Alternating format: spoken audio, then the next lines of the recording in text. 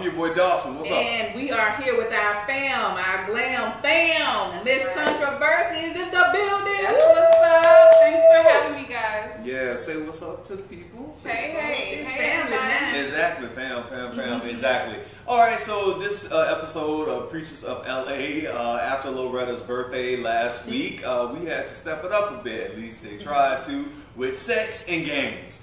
All right, and we talk. Usually go hand in hand. It's usually go hand in hand. Well, not those kind of games, but other people love sex and games. Exactly. Yeah, sex and games. All right, so we get here where Pastor Jay and Bishop Ron, they go back into his old neighborhood in Compton. He shows him around the neighborhood. One thing I like about Pastor Ron, head busters. We've been the head busters after a while. Pastor Ron, you know, lets him see the old guy who say hang out with Rick Dog. Well, the one he helped out, Rick Dog. Rick Dog's doing good since last season. Got him a job in the kitchen. You know, staying out of that gang life. And you know, honestly, Rick Dog was too old for that gang life. You know, seriously. But okay, and then we go on with this scene, and we see that Pastor Dietrich has a friend back in Detroit, Pastor Tim, who's 49, almost 50, a 50-year-old virgin, and that is just the rest of the show. A 50-year-old virgin, how you doing, man? I'm done. I'm serious, man. I'm just like, wow. Everybody on the show was like, I'm going to be a born-again virgin because it's just crazy out here. I think it's a bit late But for you. hell, Ebola killed me if that. No, it doesn't matter these days. You try to be safe and not do something. They hit you with something else you ain't even got to have sex for. Damn it! I know. Damn it. I think it's too late for you. I don't think so. I don't think it's too late for me to be a born-again virgin. But he's not a born again. Yeah, he never did it, but he never did never it. ever. But I mean, if a guy is like 49 and he tell you he's never been with a woman, he's never kissed a woman, he's desired women, but he's never acted on it. What would you all say? I'ma put it on. That's exactly what she gonna say too. Yes, and I know he goes through that a lot. That's the thing. I know there's women that want to conquer that. That want to be the first. Exactly. The first lady. The first lady, exactly. And you know, I went out to a summit out in LA, and he was on the panel when the Preachers of LA and some of the producers came on, and everybody in the audience were like, "Oh my God, you're a 49-year-old virgin?" And he talked about this episode, which was his upcoming episode. So I was really looking forward to it. And this dude is out there in Cali, and you know, he goes around preaching to people in schools and stuff. And what he said, he likes to see the surprise on the kid's face, for him to see that God can keep them until they're ready to get married or whatnot. Now, did he mention anything at the summit about wanting to find a virgin to marry? Well, no, he didn't say anything. Because my thing is, it's okay if you're a virgin, but are you interacting? Are you having, you know, productive relationships? You know, it's okay not to have sex, but are you even in a relationship? And the reason why people, I think, are shocked, because one, they see their pastor as this family person, it's oriented, you know, around family, and so that's probably why people are like a little like, whoa, you're creepy now, and and they may have thoughts of, you know, single priest, and they already know what goes hand in hand with you know, white priest. Hey, I'm just saying. Come on, it's our show. It's for everybody, you know. But no, really, know. really, you know what I'm saying. So, but you know, priest, black, white, Hispanic, you know. Right, but my thing is, what's up with the relationship? What's going on in the relationship? I think that's why everybody, you know, all through that episode was like, wow, I'm still a virgin. Right. And so. And I'm with Toya, it has to be, are you having some type of healthy relationship?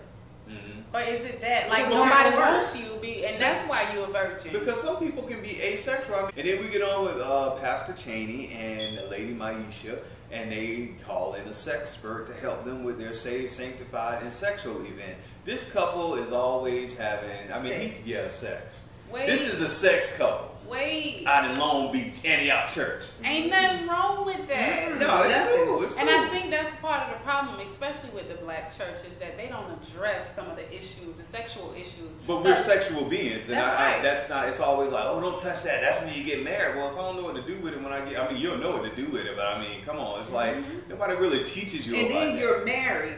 This is your husband. You should be able to do whatever. Exactly. with your husband. Except oral sex and anal sex, because the church I went to when I was little said oral sex is of the devil. But isn't that in the book of that's in the book of Tantra? Isn't that the book Tantra? You talking about the Bible here, girl? What you doing? That's the preachers of LA. Exactly. We my sanctified point. them. No. I want to make. I'm glad you said sanctified because sexual energy is also spiritual energy. It's who we are, and I think as Black Christians, definitely. We don't know how to intertwine and work and balance those things. Yeah. That they are one and the same at some level. Doing it with everybody and they uncle. Exactly. That's how you get those different spirits in you, and you don't understand what the hell wrong with you. Oops. Soul ties. Yep. Okay. Breaking chains. Break every chain. Don't do y'all praise hands. All right, Lady Maisha is taken aback by the sex toys. So is Pastor Tim Alden when he meets the sexpert. I think it's good to have a sexpert in there. You know, I took sociology of sexuality. I got to study with professors who were sexologists and things like that. And I'm telling you, and I love Dr. Rachel L. Ross, who's on The Doctor. She was a mentor of mine when I was when we were in college. I used to call her radio station all the time. That lady right there, now she's on The Doctors doing a thing every weekday night. Look at a pretty lady on The Doctors, Dr. Rachel L. Ross. And it's like, we need that because we know so much. Oh, go get your high blood pressure, this, that. But your sexual knowledge too. I mean, you need that because exactly. Some people don't know what they're doing, and then you wonder why your husband's spending time in the strip club all night. Thank you. Thank you. That's that taboo. And then you wonder how the girl that dance like that stole your man on Instagram. But what's up? The girl be going fishing. Right.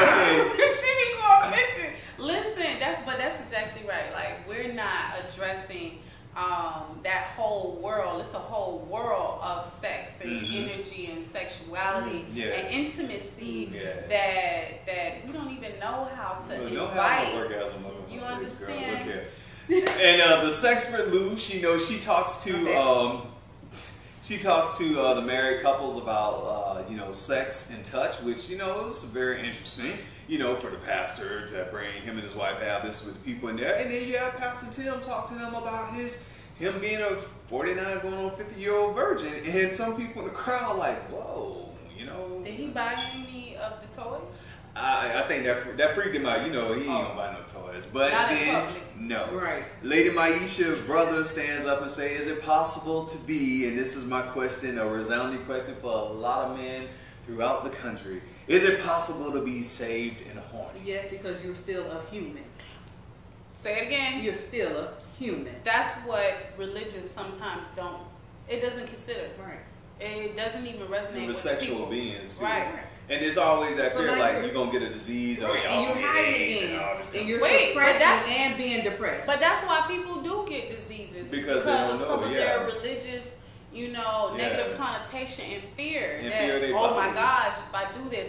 Women that don't even embrace women who don't check down, the men who don't even look at really know themselves. I mean, we talk about that in sociology of sexuality. You need to do a self-exam on yourself to know. I mean, do a selfie. You probably do. I bet you do that too, don't you? No, I don't. I'm not getting caught in the cloud. So no, I don't. iCloud got that. Not in the cloud. Somebody says it is. But do a selfie. And by selfie, I meant the exam. Exactly. No, but seriously, you gotta be in love with you. You gotta know who you are sexually before you can share yourself and give yourself away. Come on.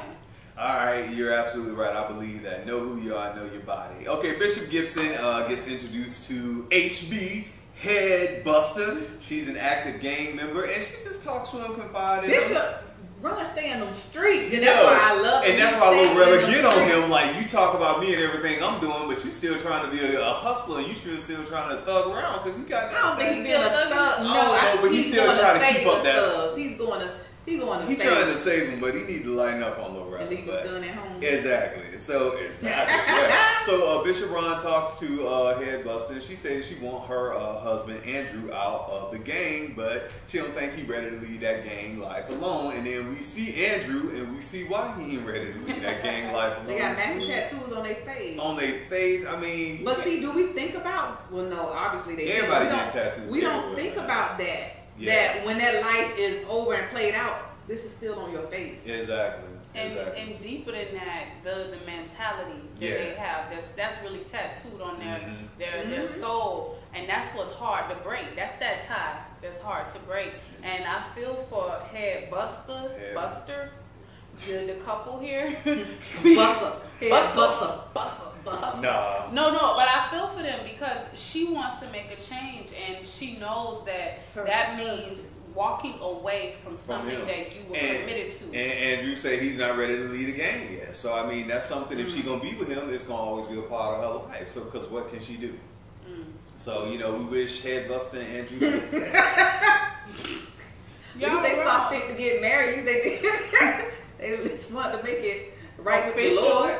And you know Bishop Ron and Lady Yvette, they love that. At least y'all got married. We can work with everything else. Don't be like Bishop and Loretta. Anyway, okay, Lady Maisha meets up with her friend Ashley, and she wants her to meet Bishop Pastor Tim. Because you want to tempt that man. Because no, not only tempt. They doing that on camera and at the dinner table. Yeah. He is the clown. Exactly, he's the clown. Dietrich is still like, what's going on? Dominique, when she hit a hill version, Dominique like, what, you know?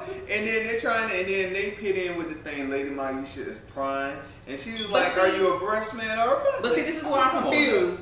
Why are you surprised that I'm still a virgin? You know I ain't never been married. You know so why aren't you saying, yay, you're a virgin, instead of saying, you still a virgin? Well, they a sex couple, so I mean, when sex is, no, but that's been the reception from everybody. Right.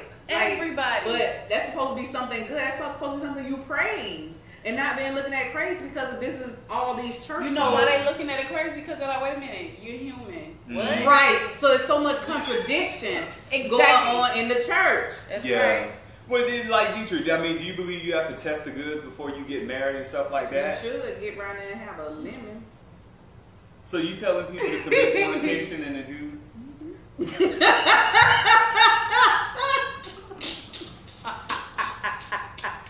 Stop it.